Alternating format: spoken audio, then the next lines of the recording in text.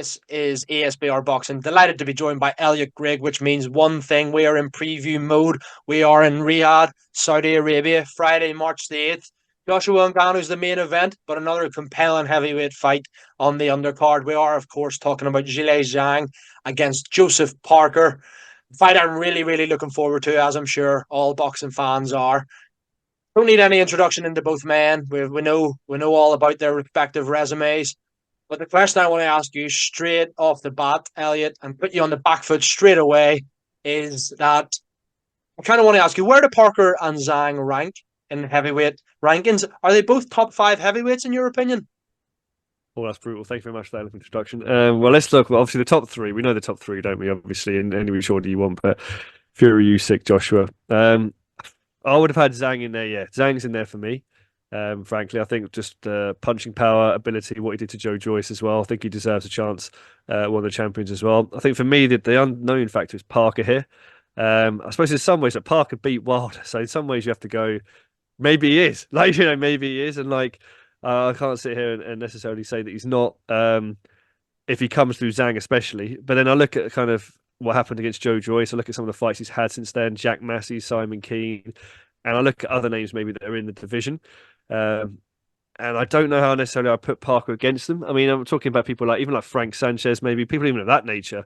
I think would Parker would struggle with whether Wilder was out of sorts, whether Wilder destroy him in a rematch. I'm kind of reluctant to put Parker in the top five, even though I kind of feel I have to just because he's got that Wilder victory.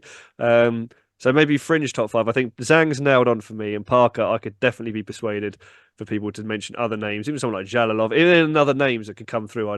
Would trouble Joseph Parker, but yeah, I'm not precious about Parker in the top five. But I don't like him in the top five either. So Zhang for me, maybe not Parker. What about yourself? Yeah, it's an interesting one, mate. I think everyone will agree watching this, whether you have Usyk or Fury as number one, or number two in whatever order they're the two. Then you've got to have Joshua in there behind now. People obviously would have had probably Wilder above Joshua at three, but then he loses to Parker. So is he in anyone's top five now? Who knows? Zhang, I didn't have in my top five until those back-to-back Joyce victories. Emphatic, two stoppages, round six and then round three against Joe Joyce. And then Parker again. I don't even know if I had him in the top 10 based on some of his opponents' performances. Then he goes and does that. The Wilder wins arguably every round, but almost stops the Bronze Bomber as well. So, you know what? I'm actually going to answer this question by saying yes, they're both in the top five. So I'm going to go Fury or Usyk, Joshua. Even though you know me, I've got Joshua at number one regardless. Uh, Parker and Zhang, yeah, I'm gonna have them all. I'm gonna have them in no particular order, but I'm gonna have them all, and that's my top five. I think those names you mentioned, yeah, tough fights to call against Joseph Parker, against the likes of maybe Jared Anderson, Jalalov, Frank Sanchez, Fa Jagba, whatever, kind of fighters of that ilk. But then equally, I think those fighters could potentially trouble Zhang as well. So yeah, I think that yeah, Parker's got those three losses on his record, one of which was to Dylan White, which isn't great really. But then he almost stopped White at the end. And that was a different version of Joseph Parker. Other than that, obviously, then he's got the defeat to Joyce and AJ. So yeah, I just based on his Wilder when I put him in the top five, and I think both for me are now in the top five, which is pretty interesting because then yeah, just makes you think it's a great fight, really, really, really good fight. The fact that we're getting two arguably top five and two or definitely two top 10 heavyweights facing off against each other here on the Joshua and Ngannou undercard in Riyadh on Friday, March 8th. No, I totally agree. And I suppose we have to pick up the thread really, Paul, then around talking about you say AJ and Ngannou, but also Fury Usyk. I suppose the question really would be to ask how you think both of these fighters, Parker and Zhang, would fare actually against the winner of AJ and Ngannou and or the winner of Fury Usyk, or just those four names in general. If you'd like to give us a quick summary, that'd be really helpful, I think. Yeah, I think that's the obvious question, really, now, isn't it? You look at the fight and you think the winner's in a great position.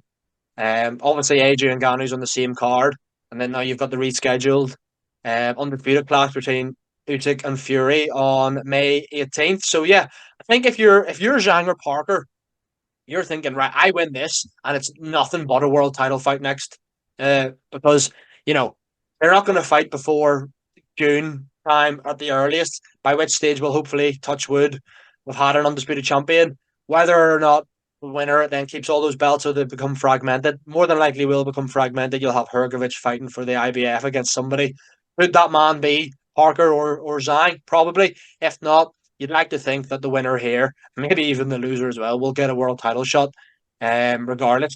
But in terms of how they fare against those names, Fury, Usyk, AJ, and Ngannou, I think Joshua, Fury, and Usyk all beat both Zhang and Parker, to put it that way. And Ngannou's the interesting one for me. And I'd love to see Ngannou Zhang. I'd love to see it, even if they both lost on March 8th. I'd love to see that fight. You got to favor Zhang, obviously, with the pedigree and the way he's kind of dealt with all of his opponents, bar one or two.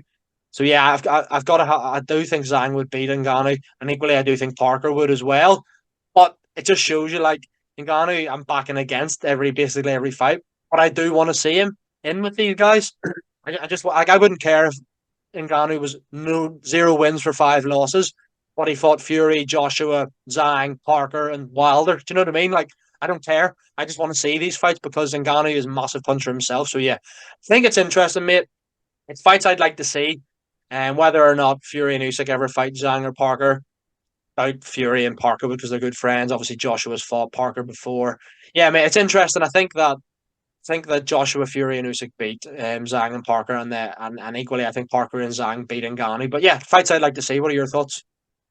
Yeah, I can't disagree. Actually, I think immediately my thoughts are that those three, AJ, Fury, and Usyk, do definitely beat Joe Parker. I think we've seen AJ do it before. I think Parker's not necessarily a big puncher either, so I think he wouldn't necessarily trouble him the same way. I think Zhang for me is the really interesting factor. Like Zhang, I still would favour AJ to beat Zhang, but I think that's a close fight, frankly. I think that's also a bit of a shootout. I think if Zhang hits him, catches him, he could go. So similarly, you'd have to adopt a sort of very cautious approach in that. But similarly, also, if he catches Zhang, Zhang could go, and Zhang would obviously be a bit older by then as well. So I think that's maybe a close one. I also think that Fury and Usyk would negate Zhang in a different way, though. Whereas I think AJ doesn't necessarily have the same boxing ability, but has got more power than those two. So would it be a different type of fight? So for me, that's the closest one. But I still think all three of them would beat both Zhang and Parker, frankly. And Ngannou again, like you're saying, Ngannou Zhang's a hell of a fight. I'd love to see it. But yeah, it's interesting, I suppose, to see how Ngannou performs against AJ, and then we maybe drop him down, see if the interest and where his level is. If he gets hold of someone like Parker and beats someone like Parker, you have to say fair play. Maybe your third pro fight, whatever. There'd be a hell of an upset as well. So yeah, all fights I'm looking forward to. But we are in prediction mode, Paul. We are in prediction mode. That's unfortunately one of the curses, isn't it, of the preview show that we're placed on.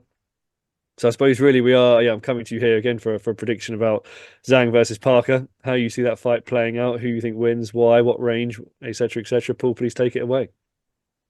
Yeah, mate, I think. Do you know what? I'm going to go against the grain, and I have a feeling you're going to pick Zhang. I could be wrong, but I'm actually going with Joe Parker. I think the way he beat Deontay Wilder is, yes, it wasn't a great fight, but he won arguably every round. And he did. I know he didn't finish him, but he did fight fire with fire. It wasn't like he was on the back foot or anything. Just Wilder was reluctant to throw. I think Joseph Parker could stop Zhilei Zhang. Yes, the last two times he's fought Joyce, he's been phenomenal. Really, really has been phenomenal.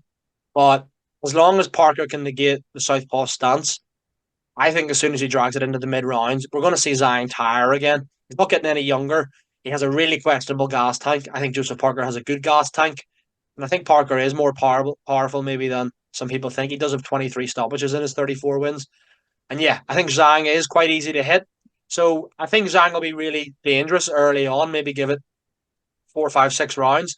But if he doesn't have Parker out of there, Parker's getting him out of there, in my opinion, in the second half of the fight. What are your thoughts? Yeah, I can't criticize any prediction here. Now, you are right in thinking I'm going to predict Zhang, but to be honest with you, it's not. I'm not too confident with it. So to be honest, it's a real close fight for me just on styles. I think if Parker goes through that early fire sort of storm that you were describing from Zhang and tires Zhang down, I think he can stop him. I do think he can stop him. I think he definitely outpoint him. Similarly, I think depending on how Zhang approaches it, he could catch Parker at any point and put him over. And equally, Zhang's got, underrated in some ways boxing ability. I think he could also potentially, if he gets rounds up early and manages to sort of keep going sort of through the first half of the fight, he could maybe even outpoint Joseph Parker. So for me, I'm actually not fully confident in any prediction. I'm just going to lean slightly towards Zhang. But I also can't look away from what Parker did to Wilder. Very surprising. But but for some reason I've still just got a sort of intuition towards Zhang, but again, not confident. So yeah, I'm not going to criticise you, Paul. I'm just going to say I'm off with a slight difference, but equally, if we sat here and Parker was victorious, I wouldn't be surprised either. So it's not sitting on the fence. It's just it is a really good fight. It's a really close fight, like you said, two top five guys going at it, and we're excited to see it. So yeah, all that's left, I suppose, to say for here, Paul, is everyone watching, check out the channel for other previews. Obviously, we previewed AJ and Garner. We've got Bull versus Vargas coming up on the channel as well. But we've also got interviews, reviews from the event. We'll have written content, digital content, and interview features coming through from the card as well. So check those out on the channel, guys. As always, Paul, thank you very much for joining me, and as always, those who are watching, guys, thank you very much.